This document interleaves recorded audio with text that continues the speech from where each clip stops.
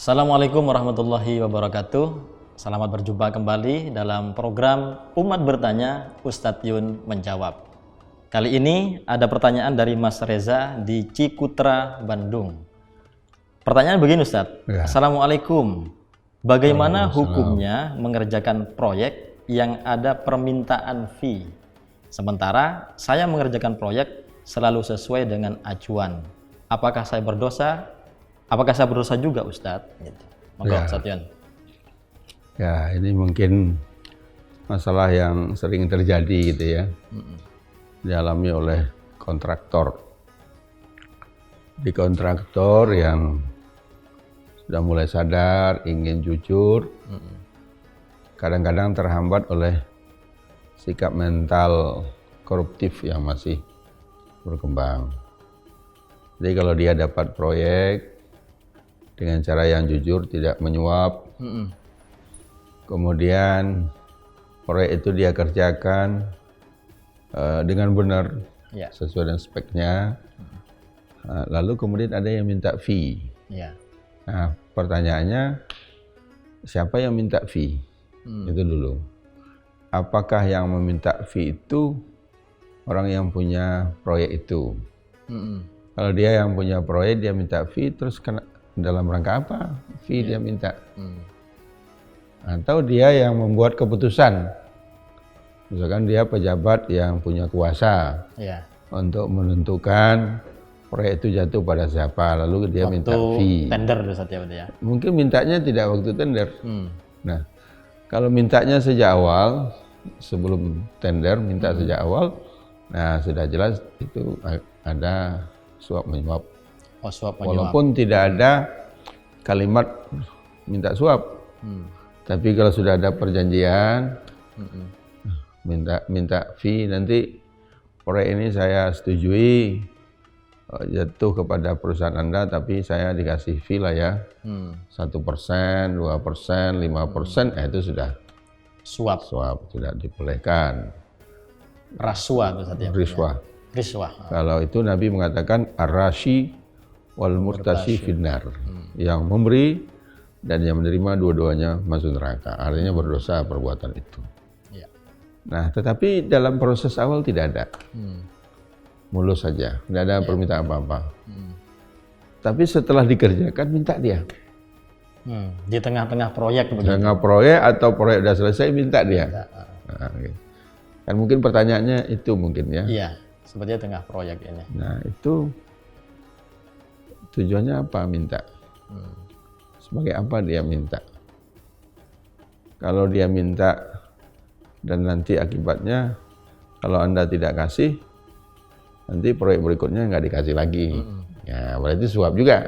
Cukup sampai di sini. Suap untuk proyek selanjutnya.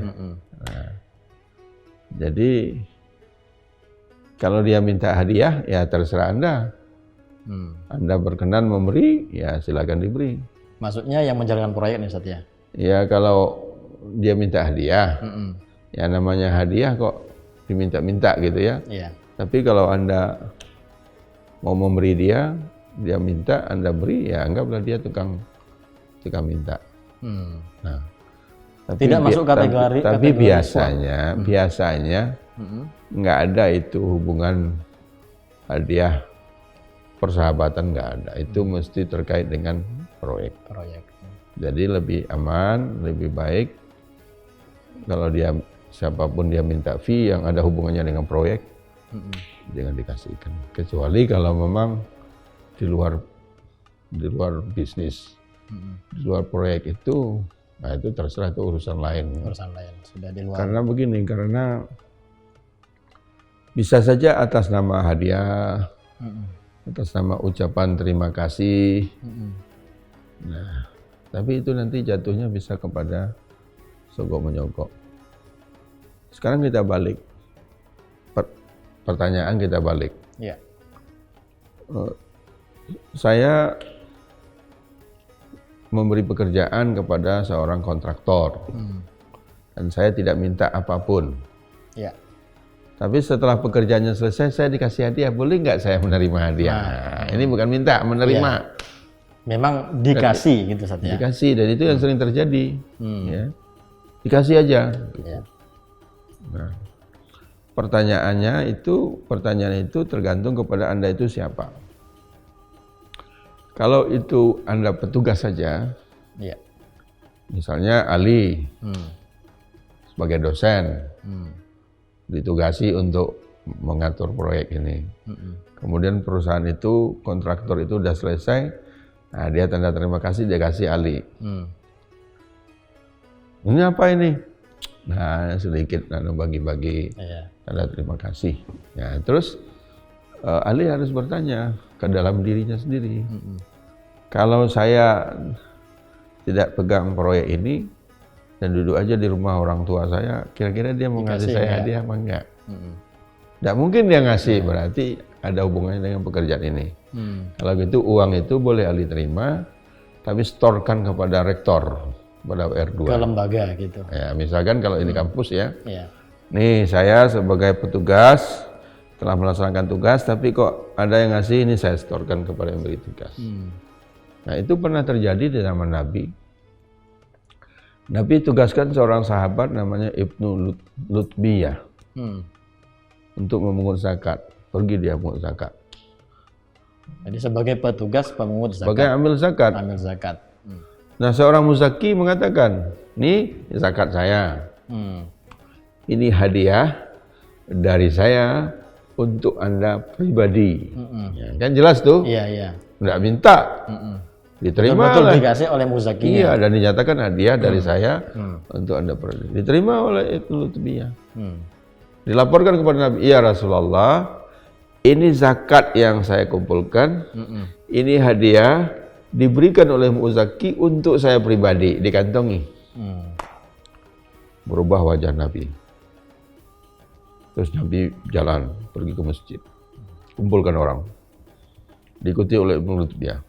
Itu Nabi pidato. Ma balu qaumin, kenapa ada satu kaum? Saya tugasi dia untuk memungut zakat. Dia datang kepada saya, ini zakat yang saya kumpulkan. Ini hadiah dari muzaki untuk saya pribadi. Bagaimana pendapat kalian? Kalau dia duduk saja di rumah orang tuanya, apa dia bisa dapat hadiah? Nah, artinya hadiah itu dia dapat dalam rangka tugas. Tidak halal diambil. Iya. Tidak halal diambil. Harus diserahkan.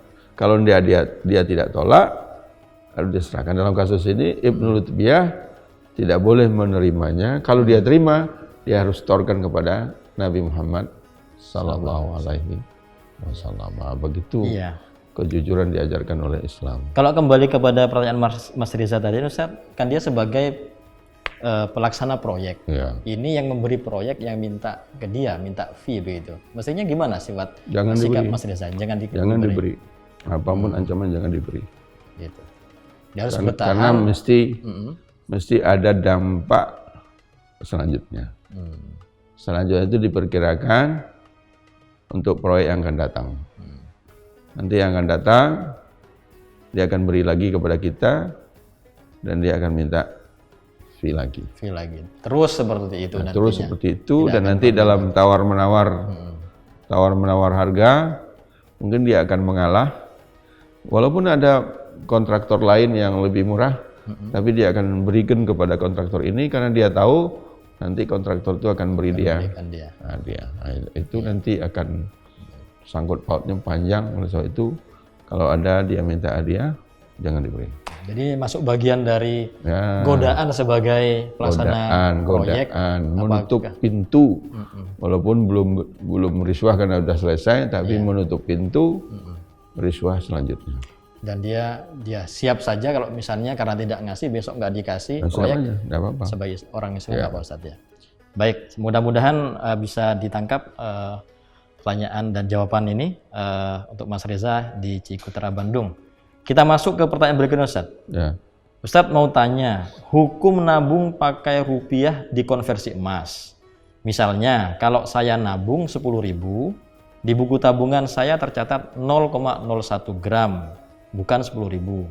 Anggapannya bahwa harga emas saat saya nabung 0,01 gram itu 10.000 dari Mas Maksun ini. Gimana Ustaz? Ya kalau memang ada bank yang mau begitu ya bagus juga. nggak ada masalah karena itu artinya dia menabung emas. Menabung emas. Dia menabung emas, tapi dia serahkan uangnya dalam harga emas hari itu. Itu kan begitu tadi ceritanya. Iya. Jadi serahkan 10.000 nanti sekian, 100.000 sekian. Itu namanya menabung emas. Jadi dicatatnya dalam satuan gram itu saja. Nah, dicatatnya gram sesuai harga hari itu. Besok lagi bulan depan kalau dia nambah ya sesuai dengan harga emas. Harga emas. Pada waktu itu nanti kalau dalam masa tertentu dia ngambil. Tapi setahu saya kalau tabungan bank mungkin belum ada begitu. Yang ada itu adalah kita beli emas. Beli emas. Harga emasnya sekian. Tapi kemudian kita bayar dengan cicilan, rupiah. Iya. Nah, nanti kalau sudah cukup, jadi misalnya sekarang ini kita transaksi mau beli emas 20 gram atau 50 gram. Iya. Harga emas sekarang misalkan 500.000. Berarti 25 juta. 25 juta. Kita beli 25 juta emas. Terus kan kita tidak punya uang. Iya.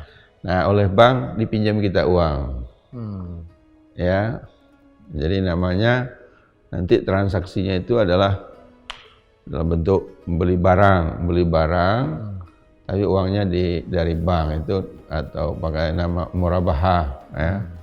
Kita membeli, kita dapat emas. Nah, nanti kita mencicil, tapi emasnya belum boleh diambil sebelum lunas. Nanti waktu lunas kita terima emas 20 gram. Mungkin harga emas waktu itu sudah naik. Sudah tidak 25 juta lagi. Bisa harga emas mungkin sudah 27 juta. Ya. Atau bisa juga turun. Menjadi 23 juta. Nah, lalu keuntungan bank itu adalah marginnya. Dia dapat margin. Karena waktu kita transaksi harga emasnya 25 juta. Lalu dia bilang saya jual emas ini dengan harga 27, 28. Berarti nanti kita cicil tiap bulan pokok sekian, margin sekian. Itu paket itu. Tapi saya tidak tahu kalau ada yang menyelenggarakan tabungan emas seperti itu, ya dari segi hukum tidak ada masalah karena transaksinya emas. Bisa, boleh. Iya. Jadi prinsipnya boleh, walaupun di Indonesia sepertinya belum ada. Setahu saya. Mana kita atau mungkin karena ada pertanyaan, mungkin sudah ada yang mulai. Mungkin sudah ada yang mulai yang praktekkan seperti itu. Prinsipnya ya, boleh saja. Kalau tidak bank mungkin ada koperasi yang buka. Nah, prinsipnya nggak ada masalah karena kita nabung emas, tapi yang kita setorkan harganya. Baik, saya kira untuk kali ini 2 pertanyaan itu Ustadz yang bisa kita bahas. Terima kasih untuk Mas Rizal dan Mas Maksun. Mudah-mudahan bisa memberikan pemahaman yang lebih pada kita sehingga masalah tadi suap menyuap dan juga tentang menabung dalam bentuk emas bisa kita pahami. Terima kasih telah berpartisipasi dalam acara atau program Umat Bertanya, Ustadz Yun Menjawab. Sampai bertemu pada episode berikutnya. Assalamualaikum warahmatullahi wabarakatuh.